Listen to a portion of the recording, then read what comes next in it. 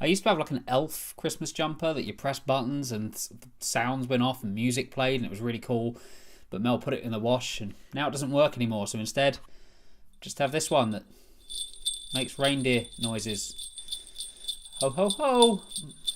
Put the bunny back in the box.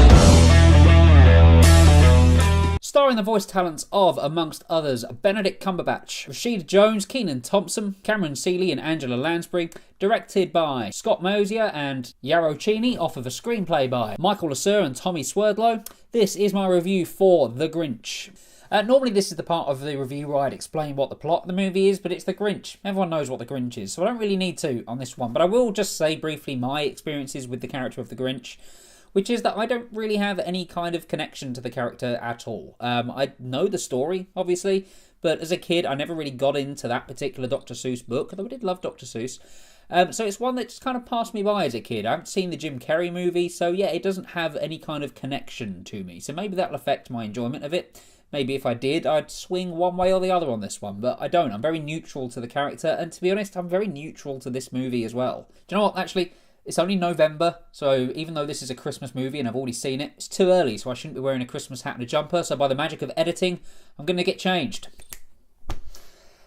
I just don't get this whole Christmas in November thing. Little mini rant. Like, it's still November. I don't celebrate my birthday like 6-7 weeks early. Why are we celebrating Christmas already?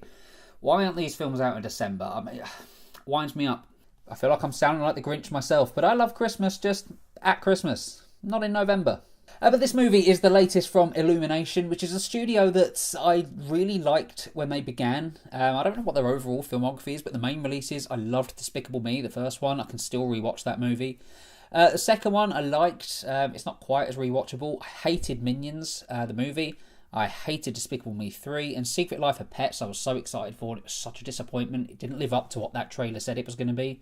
So as a whole, it's a studio that I'm kind of realising they're not trying to aim for adults and children. They're just primarily focused on children. And that's really, really clear on The Grinch, because there's not a lot in this for adults. There's not. It's very, very child-focused. And, do you know, that's not really a bad thing. I mean, there can be movies that are just for kids. DreamWorks, Pixar, Disney, like, they make the movies that adults and children can like. And I appreciate that they do. I think all studios should at least try and make it appeal to as many people as possible. But just the impression I get from Illumination, from their movies of late, they're not really trying to do that. They're just going for the children. That's who they want to appeal to. And yeah, for the most part, I guess they're succeeding. I mean, I have to review this kind of for my enjoyment level of it. But kids seem to enjoy it. There's a lot of kids who seem to love this particular movie and Secret Life of Pets. So yeah, this may be the last Illumination movie that I actually review, because if it's not aimed at me, I'm not really going to have that much positive to say about it. But we'll see. We'll see what the next one is. I'll say though that it looks nice. I enjoy their animation style. I mean, it's not quite as polished as the likes of Pixar, but I do still... DreamWorks as well, to be fair, but I do like it. I do like that particular style, and it works well here. I think the Grinch himself looks great, and the world that it's built looks really good as well. I think the movie sounds good. And I think the voice talents are pretty good as well. Benedict Cumberbatch, I quite like him as the Grinch. I think he does a good voice for him. As I say, I've got no attachment to the character whatsoever. But I appreciated Benedict Cumberbatch's work here. I think he did good. What I do know about the Grinch, though, is that he's a character that's just really, really mean. Whereas this movie tries to explain why. He's still got the staples of the Grinch, like the small heart. He still has that aspect working for him. But we delve into his past a little bit and see that he was just isolated as a child, and that made him hate Christmas. So it gives a bit of humanity to the character, but I didn't really want that from the Grinch. I was just happy with the Grinch being a Grinch, just being a dick to everybody at Christmas because he enjoys it.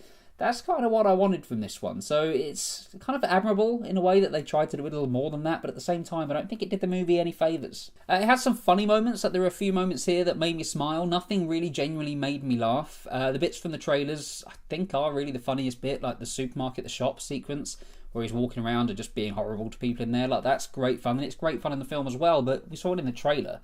There isn't anything else really in the way of genuine belly laughs to come from the Grinch.